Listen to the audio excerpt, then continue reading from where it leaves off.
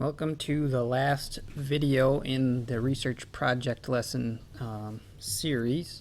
This last video is going to discuss plagiarism and citing your resources. Plagiarism can be described as taking someone else's work, words, or ideas and claiming it as your own. It can be done intentionally and unintentionally. Whenever someone else's work is used to develop a project, in the case of your projects, when you're using other people's ideas and resources to develop your own project, you always need to use a citation, a bibliography, a resource page, a reference page, whatever you want to call it, depending on the format you're using. You always have to give them credit. It extends into other forms, not just ideas, not just words and paragraphs and information. A lot of times if you're doing a PowerPoint, you're using pictures or photographs, artwork, but it also extends to video clips, audio clips, graphs, charts, maps, anything that you use to support your research project.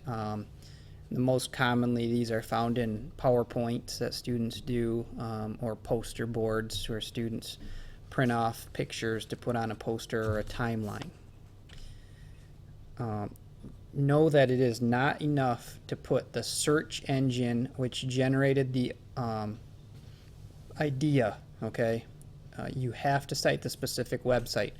And what I mean by that is if you do a Google image search, and your image search turns out a bunch of results and you use a picture.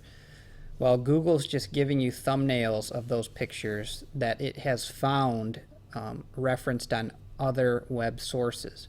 So you can't just use Google as your source because it's not the host of that picture or whatever it is you're using. You need to go to that specific website, pull that specific website or source off to put on your works cited page at the end of your report.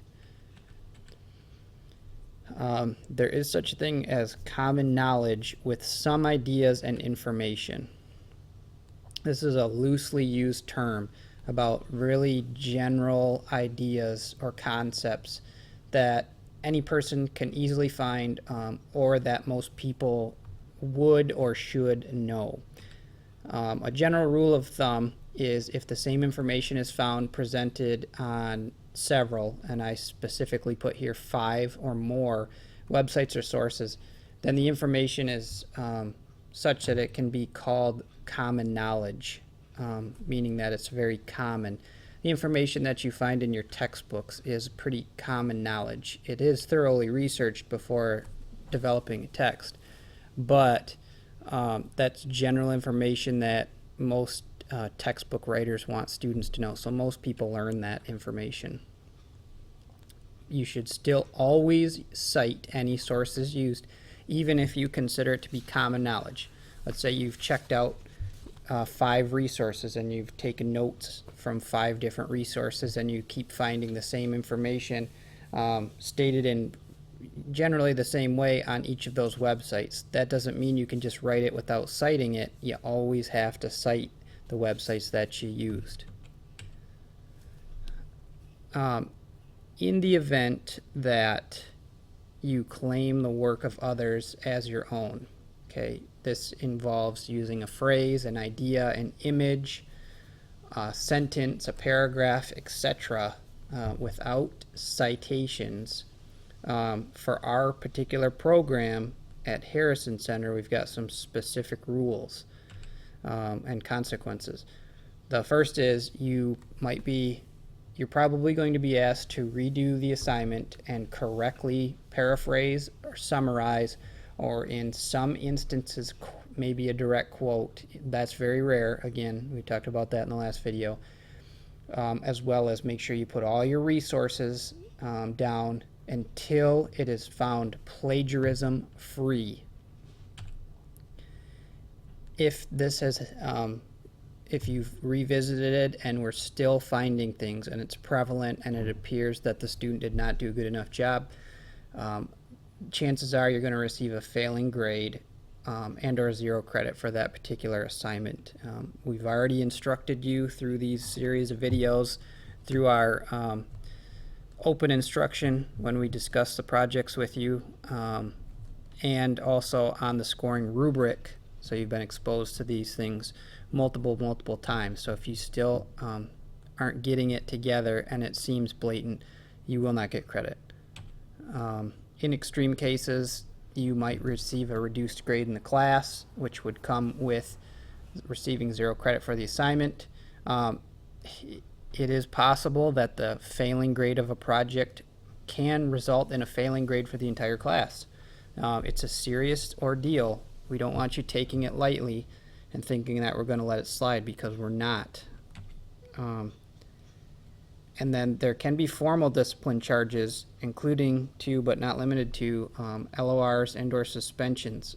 This is per the school district's policy, not just our own classroom policy. Plagiarism is defined in the school handbook or the district handbook, and it is taken seriously, and so we plan on enforcing it as such.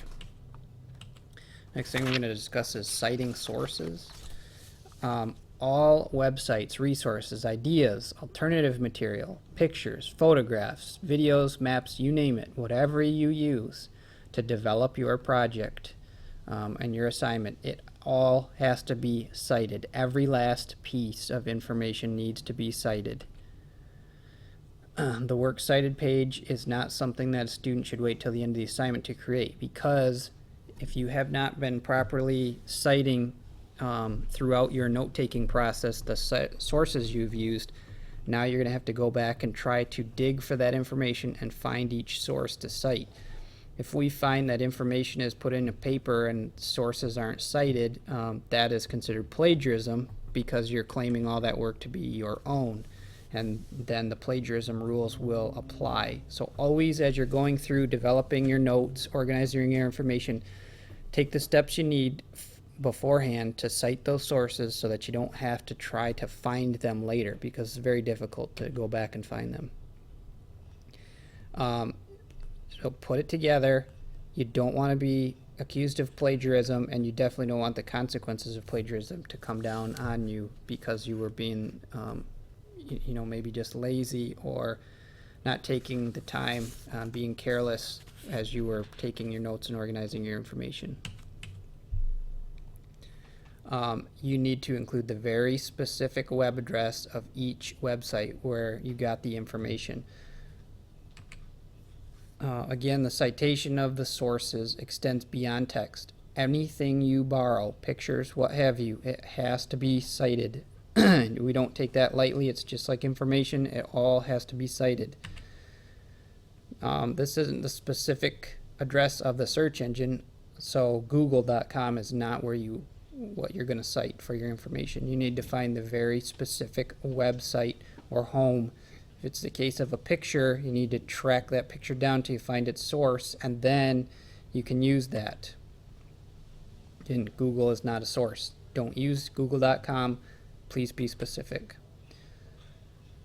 The specific page website address within the website that you found on Google, that's what you're going to use. So usually it shows up on Google as in green. The link will show up in blue, but underneath the link in the page description on Google, you'll see a green web URL. That is what you want to use, but you should always go to the page first and make sure that those two match. Again, I've already discussed this, that all pictures need to be cited.